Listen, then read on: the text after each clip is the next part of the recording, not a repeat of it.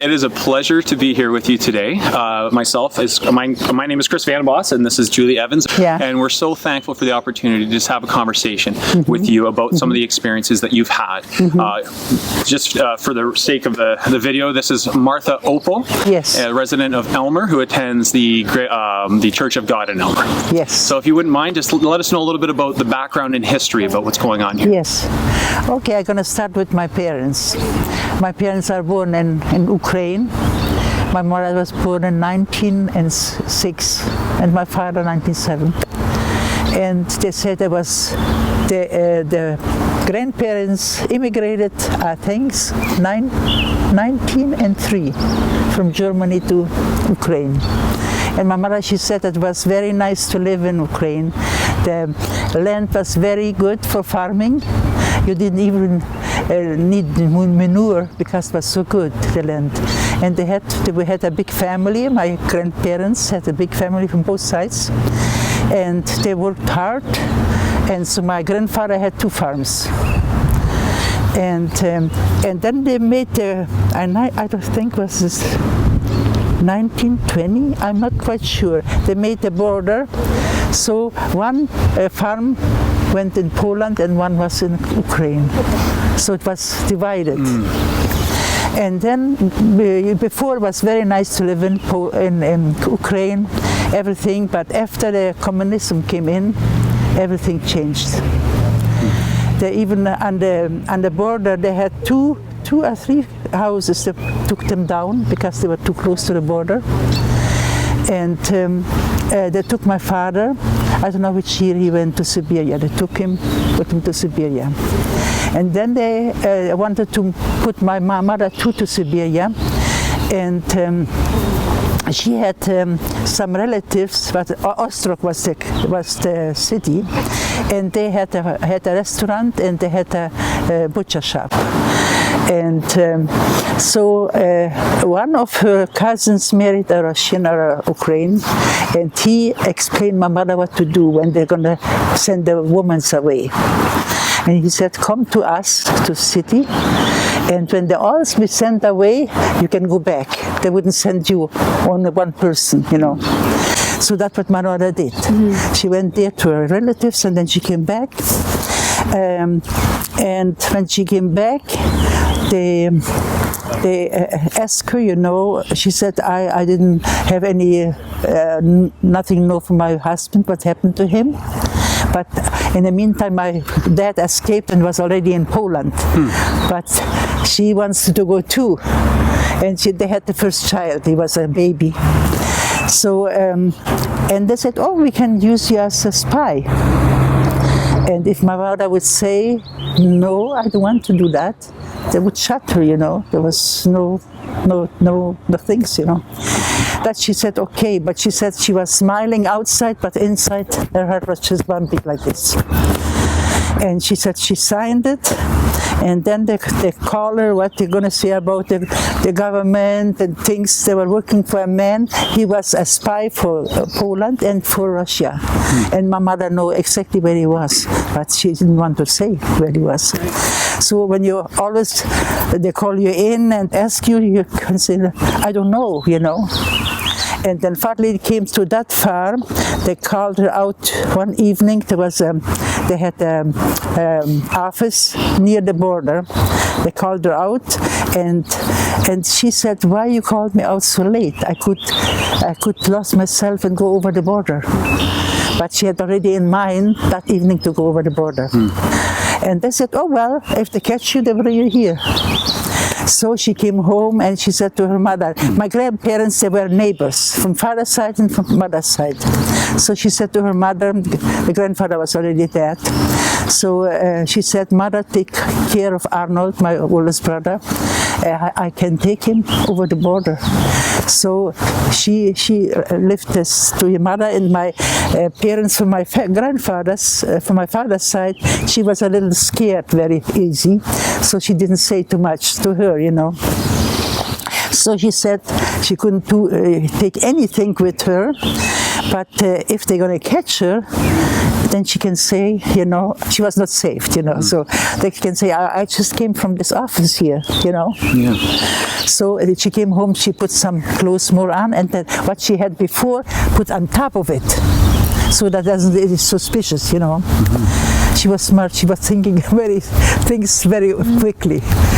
And and then she took her two brothers, they went with her, and they know the border, because it was about 1 kilometer from their farm was the border.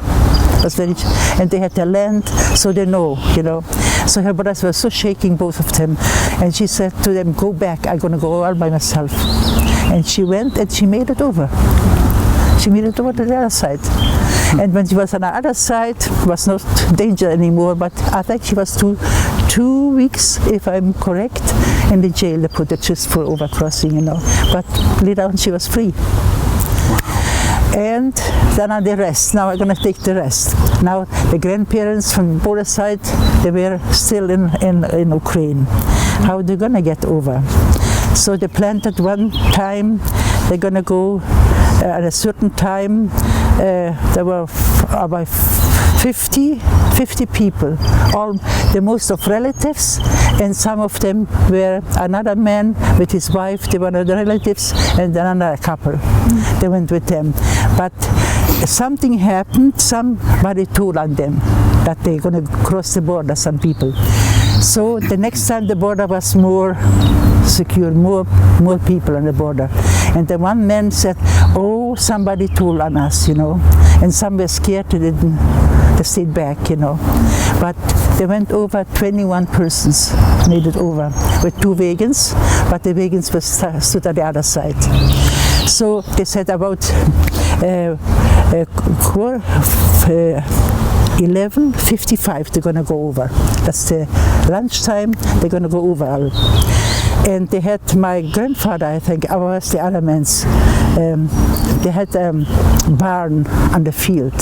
So they had the 2 wagons in there, and the children on 1 wagon, and they're going to go at that time. And they started to drive out, and they drive out, you know, and they were very close to the border already, the first wagon. And then they saw already guards from the border on horseback, riding and shooting. So they all run over, and the children were at the second wagon, and they forgot my cousin on 1 wagon. And my aunt, she was 12 years old. She had the courage to go back, run back, and took him out. But in the meantime, they shot the second man who was driving the horses. And the man fell on my cousin. You know, and she took him out and put him on the back and started to run. And they shot over her. And my uncle saw, that was his son.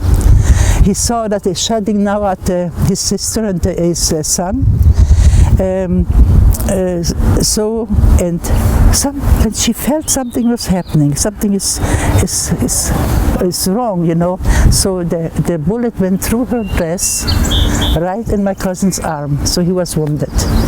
And the other man was shot. And then another man, he was not related to us, he was shot too. So 2 were shot and 1 was wounded. So they made it all over.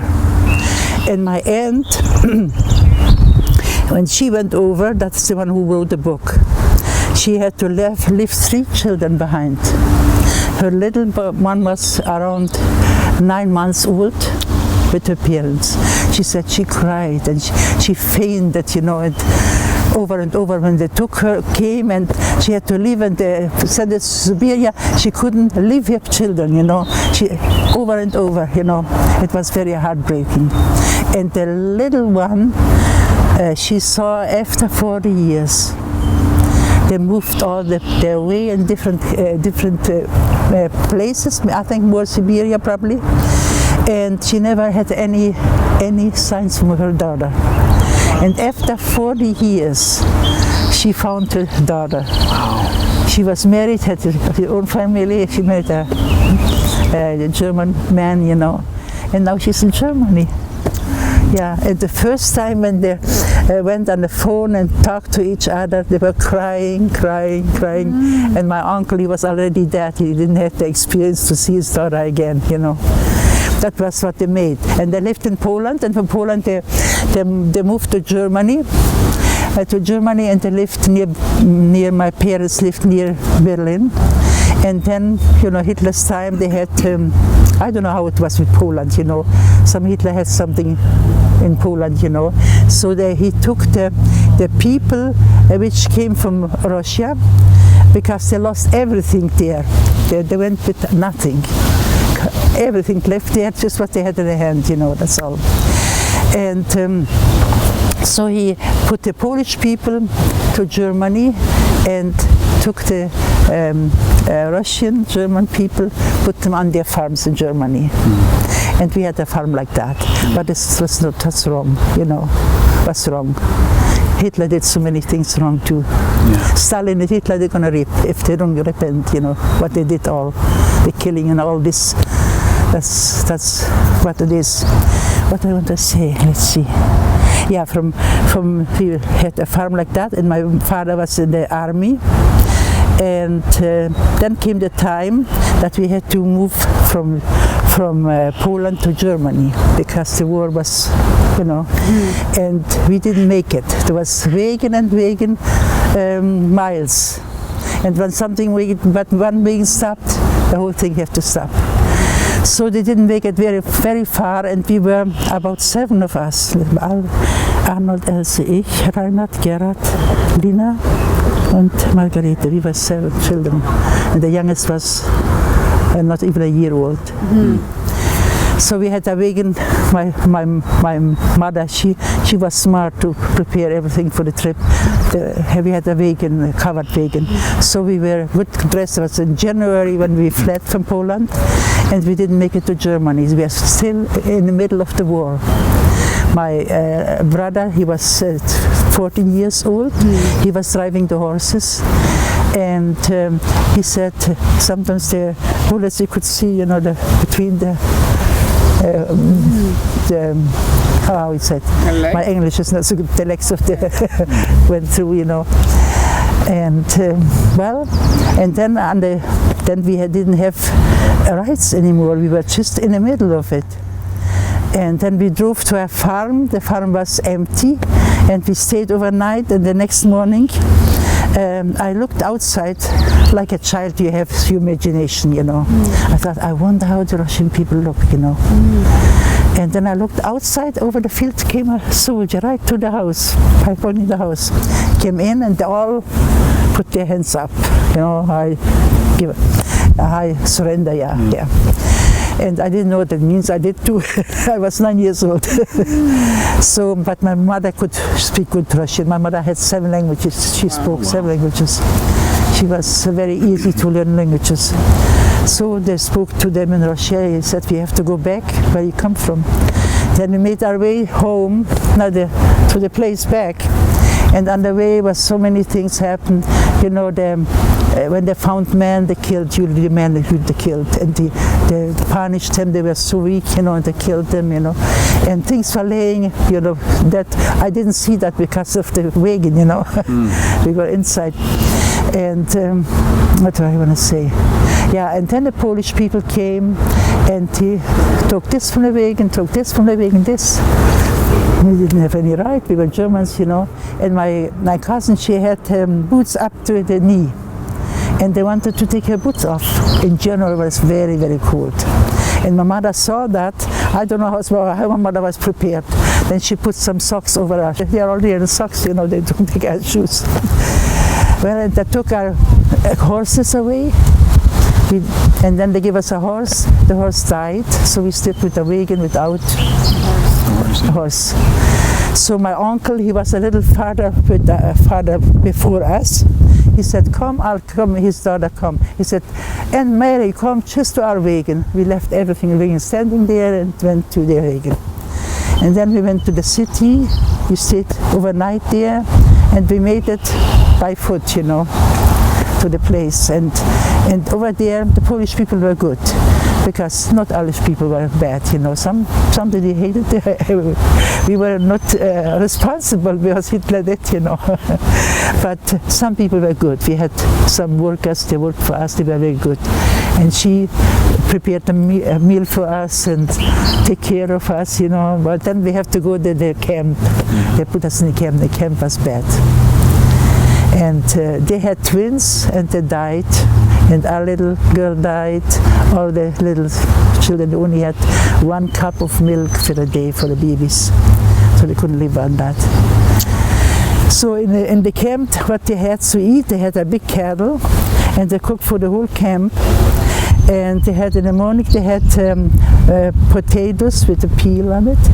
And they call it coffee, but was just without milk, nothing, just black coffee. That was every day. And lunch, they said a soup, a little flour in it, and a little oil, and potatoes. And by that, the people couldn't live. Sickness broke out. We call it in German typhus. You lose your hair, the diarrhea, and so many people died. You know, my cousin and my brother had to bury them. Put them on the wagon. Oh my, that was something. And what my mother did, she knows no good. They eat. She has so much children, you know. She gave me away to a Polish family to work for them. So I had, on one place they had a windmill, and they were grown-up children. I went there and I had it good. But you know, I never was away from home. I was so homesick. I wanted to be with the family, you know. And I told my mother I was bad. I suffered for that. I was punished for that. I told my mother a lie. I said, Mom, they don't treat me right. And she took me away from there because I wanted to be with the rest of the family, you know. And then she gave me a different place, and that place was not good. It was not so good. That's my punishment done right there. For that little white lie. Yeah. Yeah, and then and over there I had to take woods in and bring there's a well only for the whole town. There's one well, they have to carry the water, so I had things, wood one with chains on both sides. So I put the chains around because I was only a child, you know. So I had one pail on this side, one pail, and when I was washing the hair, you have to carry water. And they had a cow in the summer. I had to go with the cow, you know, to the whole day that the cow gets feed, you know. And one time I was already in fall. I was cold. I think I was without shoes, and then I fell asleep. And the cow went into the field, in a strange field, you know, and she helped herself. And then she was all blown up. Wow, now I put her home, you know. But they didn't punish me for that. They tried to shave the cow, you know, they were pushing her to get, how you call it, I don't know exactly in English, out of her, you know, this what makes her so big. Yeah, and I ran away 3 times from that place, but they brought me home all the time. One time they were in a camp. I was in a camp with my mom, and they sent 7 police, I think we have 7 police they sent for me, because I was a good worker, you know, with nothing just to eat, you know, and so they wanted me to be there. So and I know they took me, you know, and I had to march in the front of them, and they marched behind me, and then I heard my name calling, and I was so afraid to turn around because I was scared. I was just a child, you know. So they brought me home, but they didn't punish me for that. They were glad to have me back, you know. And one time they sent a man. He was in something, I don't know how you call it. I forget now. Well, anyway, sometimes he was drinking with my boss, you know. So I know him, and he came to punish my mother. He said, Mama, she is the one who takes this girl away from them. and he came with a motorcycle. And mother was already home from work, and she was. And what they had in the camp, the stalls, you know, where they have the animals, they made it for people. So on both sides they made high things, you know, up and then stall. And one family here, the next year, and the next year, the next side the same. And my mother was home, and she had a sister. They hold together, so she was younger sister. But what she has, they all share everything to share together with my aunt. And my mother, she didn't know who he was. And he came in, and I know, oh my, they came for me, you know. I was already. And my mother built in the camp. She built a stove. And she had to milk 7 or 8 cows, so she brought some milk home. And sometimes she worked for Polish people, you get a little flour. So she started to cook alone before to go to work. And they didn't have wood, but they had straw, so somebody had to heat till it's ready, you know. So, what are you going to say? Let's see. Yeah, and this man came, and I was standing, and I had myself behind, you know, there was the shed, that he didn't see me.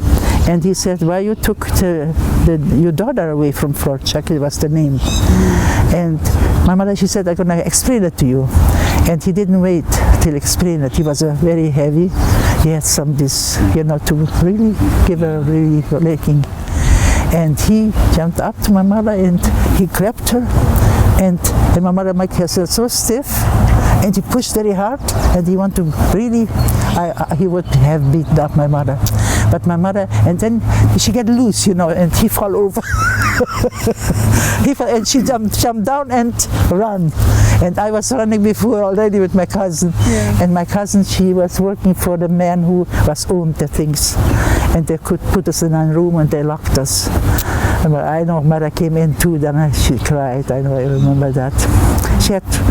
She did the best for us as she could, you know, to feed the children and to keep them alive, you know. Oh, and I think all these things, you know, we can be so thankful now. We are here now. Yeah, I think, is there something else I say?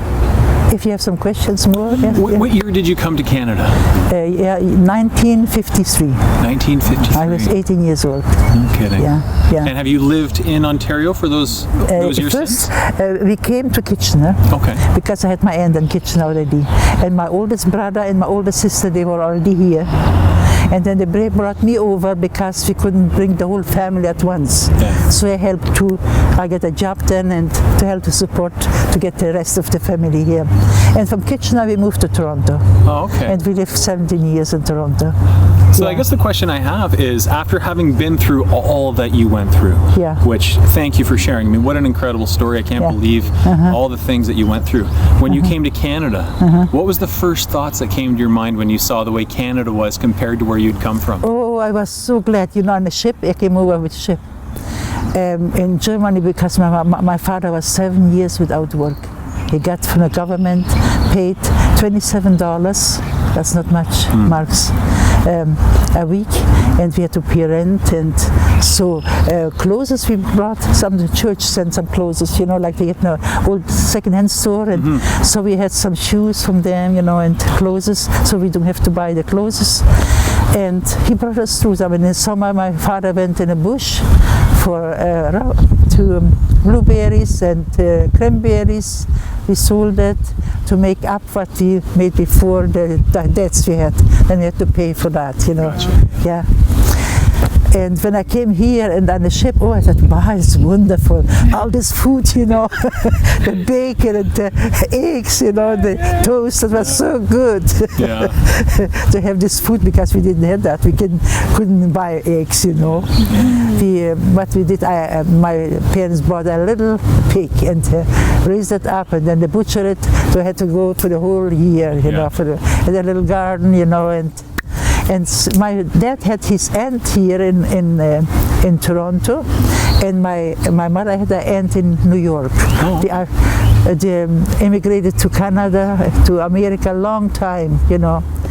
So when I came here over, first we lived in rent, and then we bought a little house on Gaspel Avenue. It's between Western Road goes this way and Eglinton goes this, and right here in this middle, Gaspel Avenue. We bought a little house and we moved all in. my oldest brother was already married, and my older sister too. So we made upstairs. We rented for them. Everyone had their room and the kitchenette together. So we had a little income, and we had downstairs. My two brothers were in my basement sleeping. We made it through, and we were so happy, because we were free, and that's the first house my parents ever had. In Germany, they lived in rent, Yeah. So we enjoyed, since we came to Canada, we enjoyed Canada. We enjoyed Canada. Oh, it's a glorious land, isn't it? Glorious land, yeah, really to have the freedom and all, yes, yeah. Well, the reason we found out about you is we had seen what had happened with the ticket you received going to church. And as I spoke to you before we started filming, I know I can speak for myself and probably Julie as well when I say that it broke my heart to see that. Yeah. This is Canada, yes. And we experienced so many freedoms in Canada, and that's what made so many people, including my family, come to Canada because they had the right to go to church and to earn a living and to raise a family the way that they wanted to raise a family. Yes. And everyone worked together as a community, respecting each other's rights and freedoms. Yeah. And when I saw that you received that ticket, it really did break my heart. So sorry, go ahead. I put it in my fridge. Did you? Well, bless you for that. And I love that you're still in such good spirits. But I don't think about it, I think the Lord is going to take care of that too, The Lord is going to take care of it. Yeah. Amen. Well, and I just wanted to also say that through this, that we have assembled a group of police officers that are fighting for the rights of the Canadians. That's good. And we are all on board with what you're saying. When it comes to the freedoms of Canada, what we all appreciate and remember, it's our job as Canadians, I feel, and I'm sure Julie will agree, to stand up for those freedoms so that they are maintained. That's right. And we are working very hard behind the scenes, and we were just so honored that we got to have this conversation with you today. Yeah, and I think, Martha, any officer, we've been officers for a long time, both of us, formerly for myself, and I think over 2 decades, my favorite thing was going to seniors' homes and sitting and making you a cup of tea and having a conversation and hearing this history from you to teach me, to teach me what you'd been through, so I can feel compassion and I can understand your life and how you came to be here in Canada to enjoy this freedom. Yes. So as officers, we should be coming and asking what you need and taking care of you. That's right. You've paved the way for our life, for so many. It's a huge part of history, and to keep that alive, and your faith is so important to this community and to the lives of others, and you've touched so many people who've seen this story and felt compelled to come and meet with you and to pray for you and with you. So thank you I'm praying so for the policemen too. Thank you so much, Martha, for praying for everybody, for your faith, for your humanity, for everything that you've gone through. We just admire you so much, and we're so grateful to be here with you today. And if you need anything, you just let us know, okay? You'll have our phone numbers before we leave today. If you need anything, you let us know, whatever it is, okay? Thank you so much for your time today. Is there anything else that you wanted to add that we might have missed? I don't know. I don't think right now anything. There's so much. I wish you could read the booklet. You would enjoy it. You wrote a book? It's in English, for my aunt. Oh, yeah. She reads her story, and we are in it too. My mother's in it, and what's the book called? It's my experience or something like it. I have it in the car, but in German. Okay. We have it in English too. If they have it in English, would I my be able cousin, he was selling these books, and we borrowed it out someone, an English one, and we don't get it, so I want my children to have every one of them a book. Well, we'll get the name of the book for you, because I would love to read it. I should show it in German. I show you. I have it in car. Oh, perfect.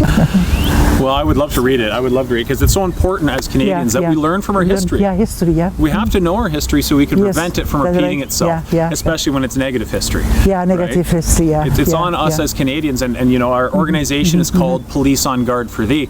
And what I like about that name is that the the words of our national anthem, and the end says, "O Canada, we stand on guard for thee." Yeah. It is our job, it is our duty. Yeah, and that's when right. we hear stories like what happened with you, Martha, we just, as police officers, it tears us up inside, but we're so glad that we get to be able to sit and chat with you and hear the story so that we can learn from that history and we can get more encouraged in this fight to maintain the rights of all Canadians.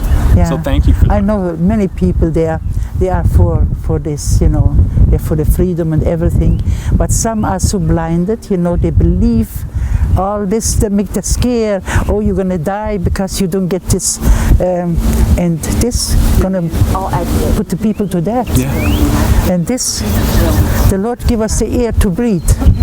Yeah, that's my aunt. She wrote this booklet, and I have some pictures in it. That's her parents, which took the children, you know. Oh wow. Wow.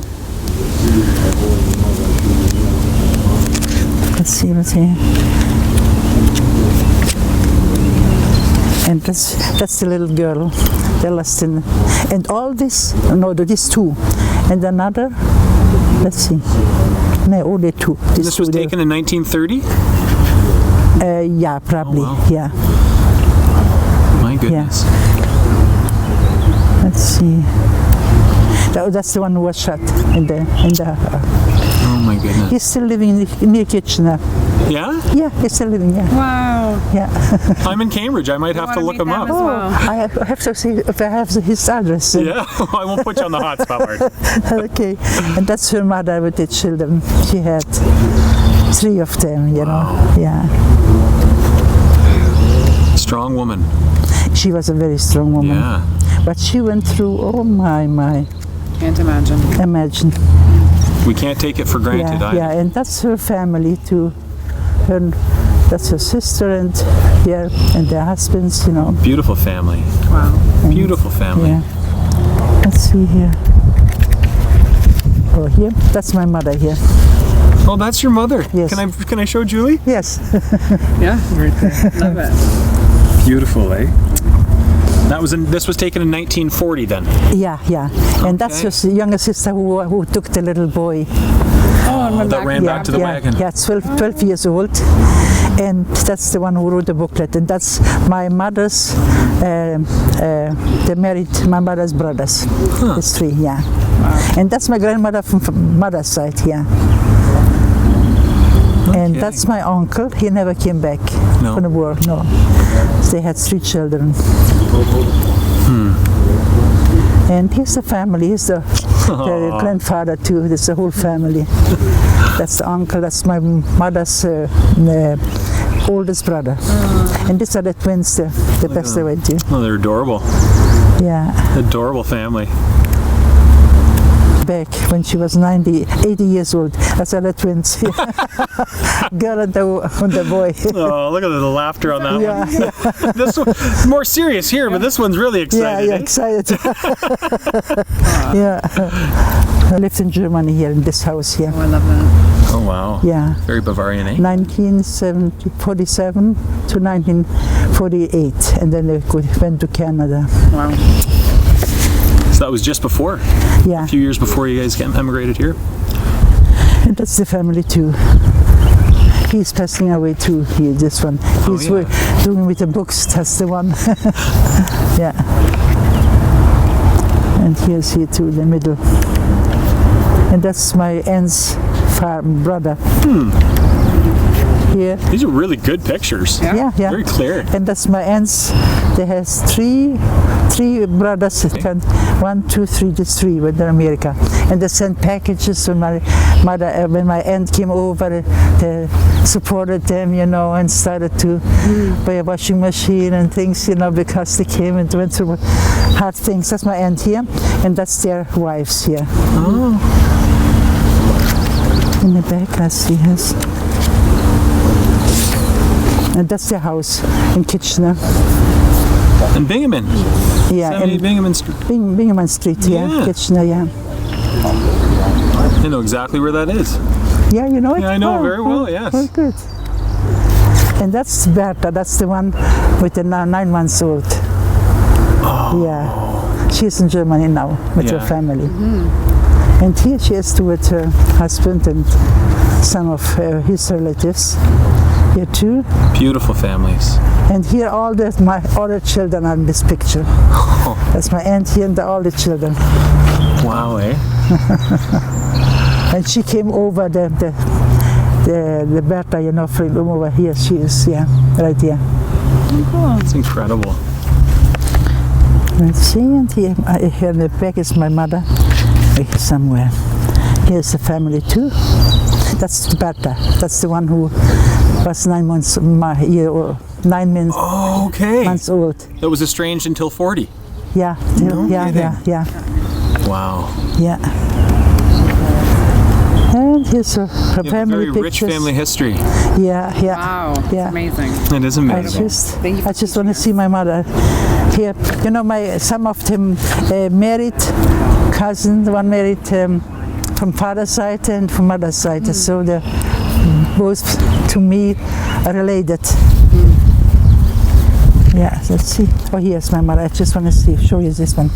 Here, that's my mother when she was 80 years old. Oh, wow. She still looks good. I wouldn't have guessed 80. Not at all. She never was sick. Yeah. One time she was over 90. She had the operation. I was reading in the booklet.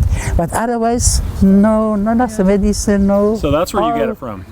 Yeah, I think I'm pretty, I was going to have to ask you for ID. I didn't know if I believed that you're 85, Martha.